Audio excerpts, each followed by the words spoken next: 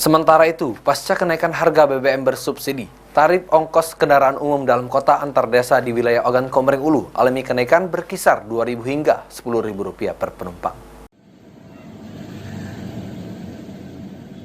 Kenaikan harga bahan bakar minyak bersubsidi berimbas kepada ongkos angkutan kendaraan umum dalam kota antar desa dan antar kecamatan di Kabupaten Oku setelah dilakukan rapat bersama yang melibatkan berbagai pihak terkait.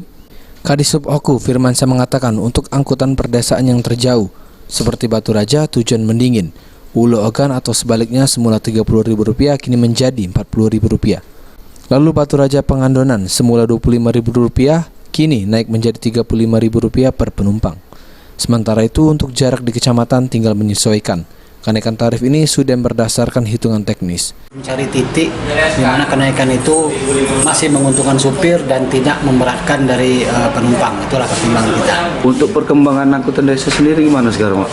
Nah, untuk angkot ini memang itu adalah dilema atau permasalahan di setiap kabupaten kota. Di kita ini memang lagi mati suri lah istilahnya kan, lagi tidak ada angkot karena dampak dari banyaknya angkutan-angkutan ilegal dan hal ini ojek. Sementara itu untuk angkutan kota juga alami kenaikan menjadi Rp5.000.